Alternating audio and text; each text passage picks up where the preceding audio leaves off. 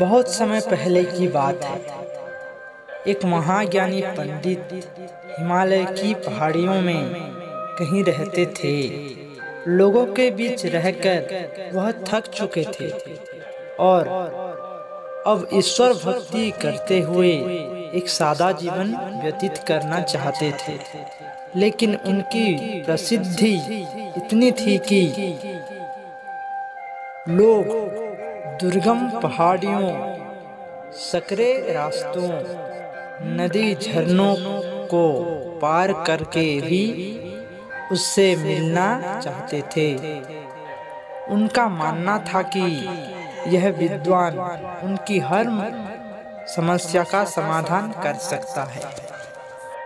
इस बार भी कुछ लोग ढूंढते हुए उसकी कुटिया तक आ पहुँचे। पंडित जी ने उन्हें इंतजार करने के लिए कहा। 3 दिन बीत गए। अब और भी कई लोग वहां पहुंच गए। जब लोगों के लिए जगह कम पड़ने लगी, तब पंडित जी बोले, आज मैं आप सभी के प्रश्नों का उत्तर दूंगा, पर आपको वचन देना होगा कि यहाँ से जाने के बाद आप किसी और से इस स्थान के बारे में नहीं बताएंगे, ताकि आज के बाद मैं एकांत में रहकर अपनी साधना कर सकूं। चलिए अपनी अपनी समस्याएं बताइए। यह सुनते ही किसी ने अपनी परेशानी बताने शुरू की, लेकिन वह अभी कुछ शब्द ही बोल पाया था कि बीच में किसी और ने अपनी बात कहनी शुरू कर दी। सभी जानते थे कि आज के बाद उन्हें कभी पंडित जी से बात करने का मौका नहीं मिलेगा, इसलिए वह सब जल्दी से जल्दी अपनी बात रखना चाहते थे। कुछ ही देर में वहाँ का दृश्य मछली बाजार जैसा हो गया था और अंततः पंडित जी को चीख कर बोलना पड़ा, कृपया शांत हो जाइए। अपनी अपनी समस्या एक पर्चे पे लिख कर मुझे दीजिए। सभी ने अपनी अपनी समस्याएं लिखकर आगे बढ़ा दी।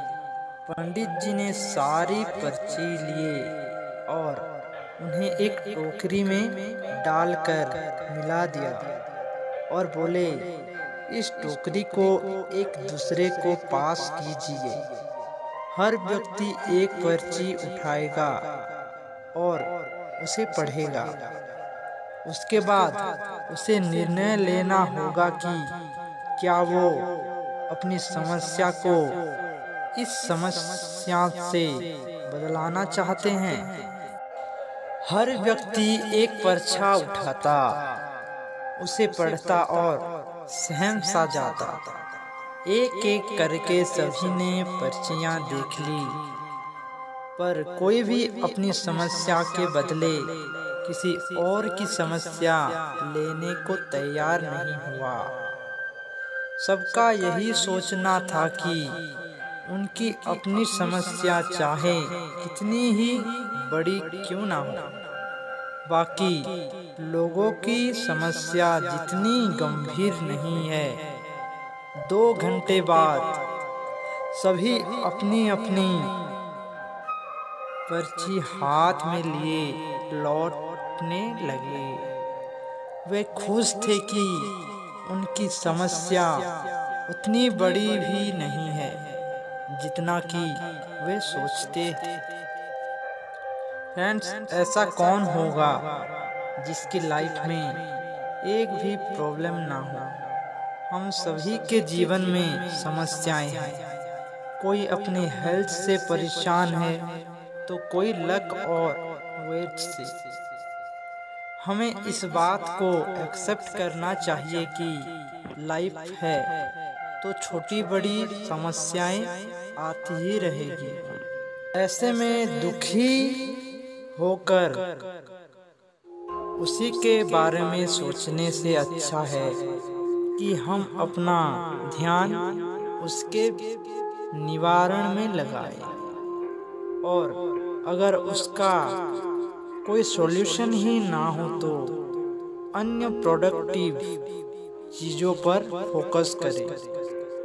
हमें लगता है कि सबसे बड़ी समस्या हमारी ही है, पर यकीन जानिए इस दुनिया में लोगों के पास इतनी बड़ी बड़ी प्रॉब्लम है कि हमारे तो उनके सामने कुछ भी नहीं। इसलिए ईश्वर ने जो भी दिया है उसके लिए थैंक्सफुल रहिए और एक खुशहाल जीवन जीने का प्रयास कीजिए।